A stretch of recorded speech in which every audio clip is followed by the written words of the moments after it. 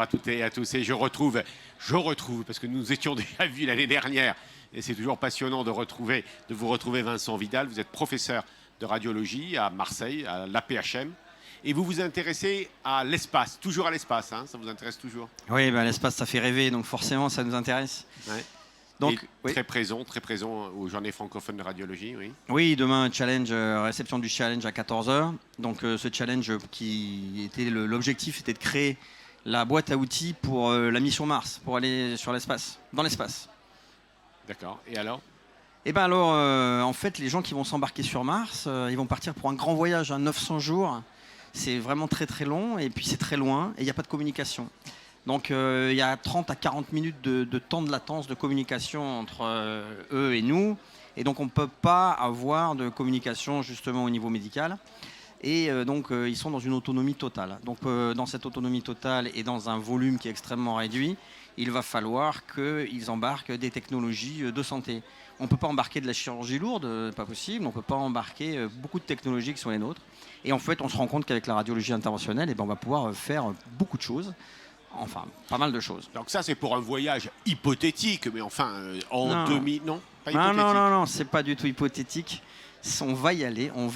D'accord. Dans 20 ans, 25 ans? Oui, dans 20, 25 ans, ça dépend. En fait, il y a beaucoup de problématiques techniques, mais enfin, c'est aussi des problématiques monétaires. Hein, donc, si l'argent est là, on ira sur Mars. Donc la Société française de radiologie travaille spécifiquement pour le CNES, le Centre national d'études spatiales, qui lui-même, donc, évidemment, fait partie d'un grand consortium pour le voyage sur Mars.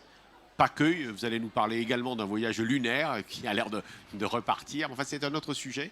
Non, c'est pas un autre sujet. C'est-à-dire qu'en fait, en préparation de Mars, il va falloir qu'il y ait des bases lunaires, il va falloir qu'il y ait une station en orbite lunaire. Donc, c'est-à-dire que la boîte à outils qu'on fabrique aujourd'hui, elle sera embarquée, bien sûr, sur Mars, mais elle sera embarquée déjà dans les missions qui sont des missions beaucoup plus rapides, enfin beaucoup plus précoces, notamment sur la Lune. Oui, alors parlez-nous un peu de cette radiologie interventionnelle. Ça touche quoi? Alors ça touche, par exemple, on va prendre un exemple simple, les astronautes font plus de lithiase rénale que les patients lambda. Donc si jamais un astronaute fait une colique néphrétique, eh ben, peut-être qu'elle passera avec des anti-inflammatoires, tout simplement, mais peut-être qu'elle ne passera pas. Et si elle ne passe pas, il risque de faire un choc septique sur une rétention urinaire septique d'urine. Il faudra le dériver.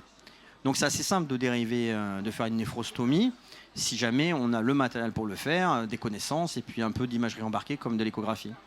Donc voilà, dans les risques potentiels médicaux qui sont donnés à ces astronautes, qui sont extrêmement bien screenés, on sait exactement ce qu'ils ont eu comme pathologie, les événements majeurs qui pourraient arriver, dans les plus importants, pourraient être pris en charge par la radiologie interventionnelle.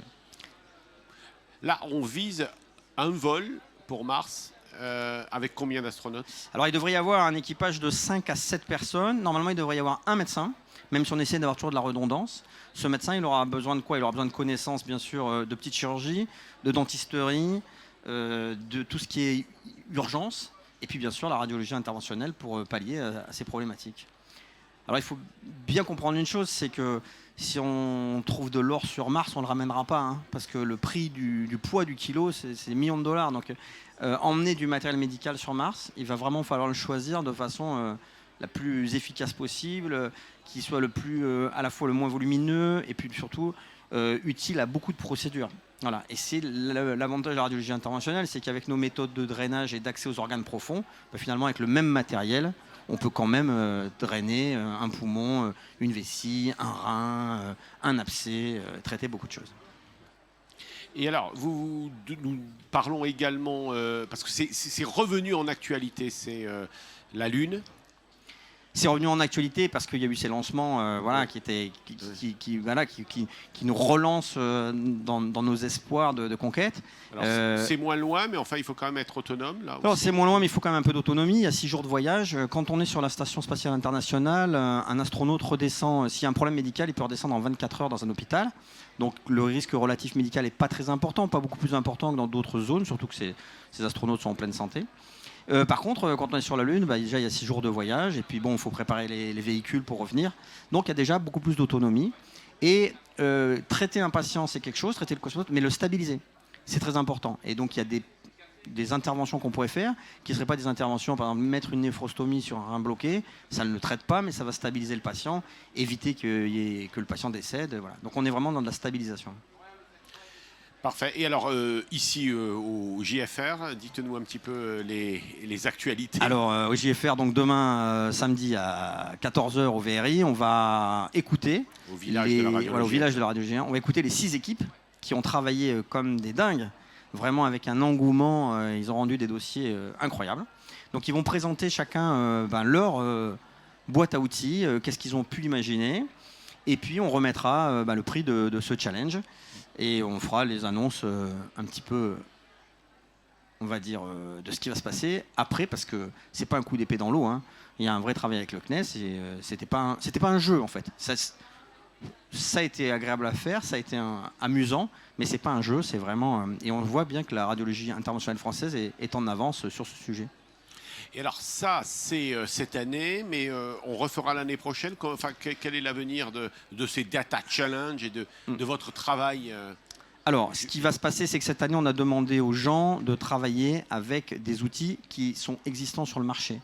Maintenant, la question qui va se poser, c'est est-ce qu'il ne faut pas développer, en fonction de tout ce qu'ils ont fait comme travail, des idées qu'ils ont eues, des nouveaux outils. Donc, c'est ce qui va être l'objet de l'année prochaine, de dire quels sont les nouveaux outils que vraiment on va pouvoir créer. Et pour le coup, là, cette année, nous n'avons pas travaillé avec les industriels, on a travaillé qu'entre médecins, il y a d'autres gens qui se sont agrégés.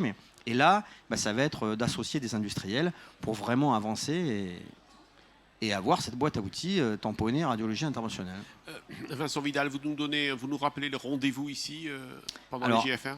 Ça sera demain, samedi, à 14 h au village de radiologie interventionnelle. D'accord. Et le titre, c'est la remise du challenge. Alors, c'est le challenge, il a plusieurs noms. Il a un nom anglais, un nom français, mais c'est la boîte à outils pour la mission Mars. Et ça sera en présence, bien sûr, des gens du CNES. Très bien. Eh bien, écoutez, encore bravo, merci. Et puis, Merci, alors, bon vol. Je n'ai pas été choisi, mais de toute façon, ma femme ne m'aurait pas laissé partir. C'était réglé. À bientôt. Merci. Bye, Vincent. merci.